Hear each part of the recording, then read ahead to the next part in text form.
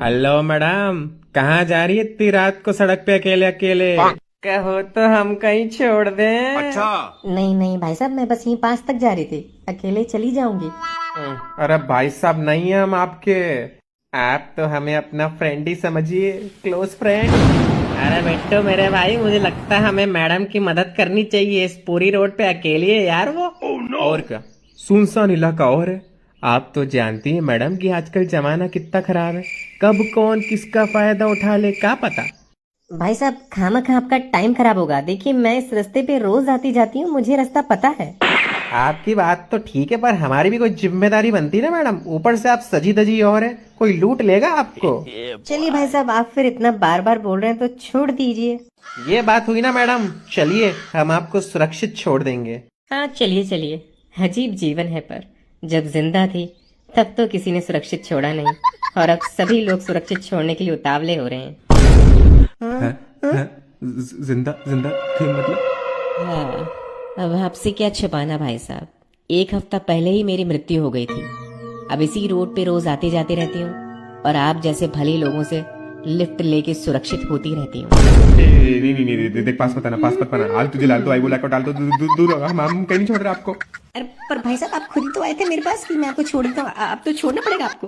अरे सॉरी, गलती हो गई, मेरे को माफ करो। भूत नहीं है ये तो। अरे भाई साहब, भाई साहब, बेवकूफ ठरकी लोग। चलो भैया, अपने को तो फ्री का स्कूटर मिल गया। क्या हो गया भाई, कब से मुंह लटका के बैठा है? बता यार क्या हुआ। अबे क्या बताऊं भाई, लगता है कुंवारा ही मर जाऊंगा यार। साला मैट्रिमोनी साइट पे लड़की से बात कर रहा था यार। अबे पहला दिन था, हाय हेलो भी ढंग से नहीं हुई, अपनी शर्तें सामने रख दी यार उसने। क्या बोलिए सब? अबे यही नहीं कि पूछे आपके हाल कैसे हैं, आप कैसे हो, क्या कर रहे हो। सीधा मेरे को बोलती है कि देखिए मेरी कुछ कंडीशन है, अगर आप मानने को तैयार है तो आगे बात करते हैं, वरना रहने देते हैं, टाइम वेस्ट नहीं करेंगे। हाँ, यही हाल हो गया आजकल भाई शादी का। लोगों की कंडीशन पहले है, समझना नहीं है एक दूसरे को, क्या ही बोले। अबे भाई, कंडीशन मानने से कोई मना थोड़ा ना कर रहा, पर पहले बातचीत तो करो ढंग से। पहले ही दिन में पहली बात में कंडीशन कौन रखता है यार। शादी चल रही है, कोई खेल थोड़ा ना चल रहा है।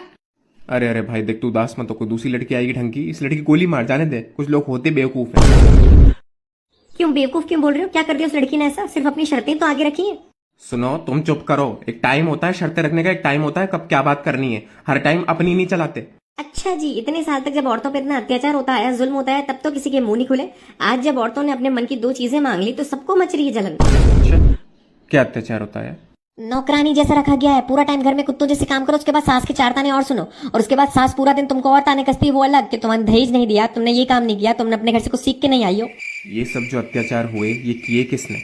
लड़कियों की सासों ने, तुम लोगों की माओ ने। तुम लोगों की माओ को एक बहू नहीं चाहिए, उनको एक नौकरानी चाहिए जो उनके बेटे के लिए सारा दिन दासी बनकर रहे।